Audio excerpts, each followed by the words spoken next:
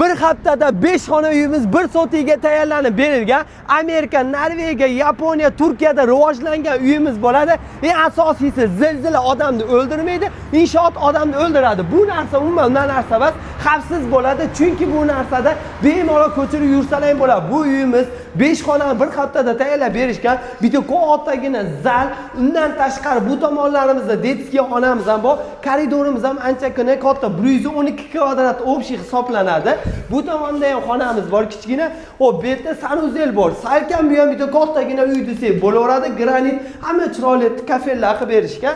Xo'p, bu tomonda ham mana kattalar uchun katta xonamiz bor. Eng asosiysi narxi nechta deganlarga 3 million so'mdan kvadrati boshlanib, yuqoriga qarab ketaveradi. Albatta bu korobka holat. Agar remontli bo'ladigan bo'lsa, narxi yuqoriga qarab ketaveradi. Boshqacharoq qilib beramiz deyapti.